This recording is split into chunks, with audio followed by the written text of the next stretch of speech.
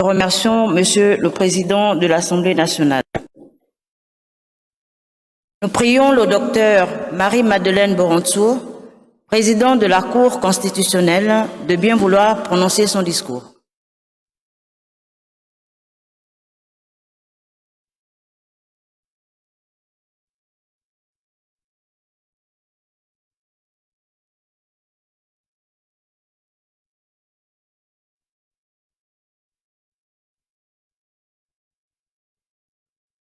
Monsieur le Président de la République, chef de l'État,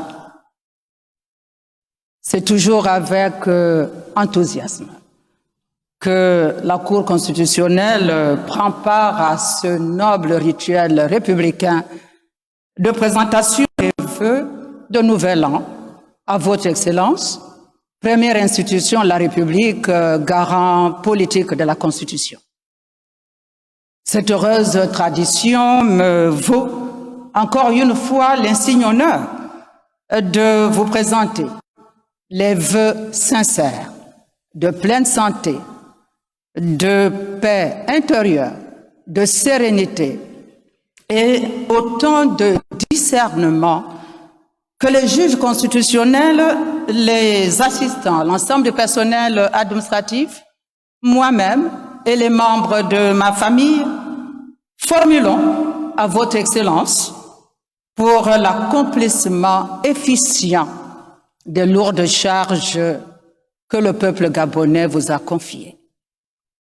Ces vœux fervents, nous les formulons également à l'endroit de votre épouse, Madame Sylvia Bongo-Ndimba, femme de cœur aux innombrables actions caritatives, de vos enfants et des autres membres de votre famille.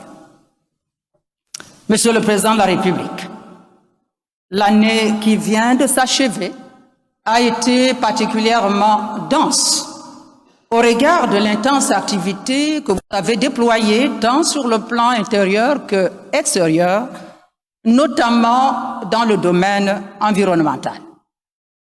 Vous avez, Monsieur le Président de la République, pris très vite la mesure de la situation et vous vous êtes totalement investi dans ce domaine et surtout mené des actions qui font incontestablement de notre pays un exemple pour la communauté internationale dans le cadre de la lutte contre les changements climatiques. En effet, vous avez joué un rôle majeur dans de nombreuses négociations internationales portant sur les questions environnementales.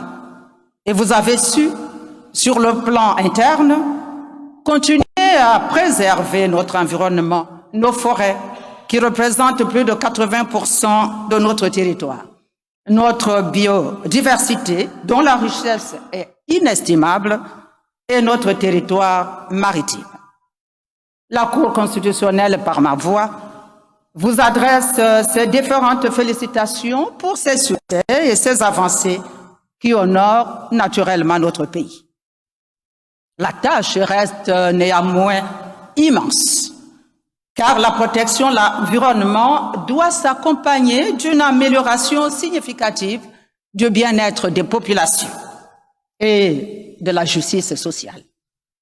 Il s'agit, en réduisant sensiblement les risques environnementaux, en maintenant le capital de ressources de la nature en équilibre, en les préservant pour les générations futures, de faire que notre société continue de connaître une croissance indispensable à l'épanouissement de la population. De même, nous devons renforcer notre corpus juridique afin qu'il puisse porter nos objectifs environnementaux. Il est en effet des domaines qui doivent particulièrement intégrer des dispositions visant un objectif de protection de l'environnement. C'est le cas notamment du droit forestier, du droit de la mer, du droit rural, du droit minier, du droit de l'urbanisme et de l'aménagement du territoire, de celui de l'énergie ou encore du droit de la santé. Incontestablement, notre dispositif constitutionnel a pu garantir avec la plus grande efficacité les droits dits de première génération, c'est-à-dire ces droits civils et politiques qui ont posé des limites à l'intervention de la puissance publique. Autant, le dit dispositif constitutionnel a donné leur pleine effectivité aux droits dits de deuxième génération, c'est-à-dire ces droits économiques, sociaux et culturels qui organisent le vivre ensemble et les conditions de travail des individus, leurs besoins fondamentaux liés à la vie. En revanche, il en est différemment des droits environnementaux, ces droits dits de troisième génération, lesquels ne sont pas encore suffisamment assurés par les dispositions juridiques en vigueur dans notre pays. Aussi, pour les rendre effectifs, devrions-nous résolument nous inscrire dans la démarche qui consiste à verdir notre législation dans ce domaine, afin que les critères environnementaux soient toujours pris en compte par le constituant et le législateur. Ainsi, différents principes tels que les principes d'intégration, de précaution, de prévention, de pollueur-payeur devront être consacrés par le législateur. En consacrant ces principes, nous pourrons construire un droit de l'environnement solide, pertinent, qui préservera les intérêts non seulement des générations présentes, mais également des générations à venir. Monsieur le Président de la République, les nations se reconnaissent à leur drapeau. Celui-ci les identifie et les incarne leurs valeurs. Le drapeau de la République gabonaise est une ode à la nature. Il dit à quel point nous le sommes indissociablement liés, combien il nous est cher et symbolise notre nation. Le vert de notre si précieuse forêt équatoriale, le jaune si vif du soleil équatorial, le bleu de cette eau partout présente sur toute l'étendue du territoire.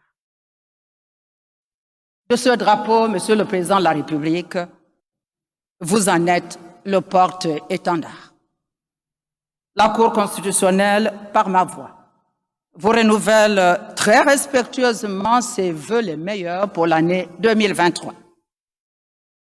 Nous exhortons le Tout-Puissant pour que cette année soit pour vous-même une année d'accomplissement personnel et plus encore qu'elle vous apporte l'énergie et les ressources nécessaires à la réalisation de votre engagement vis-à-vis du peuple gabonais.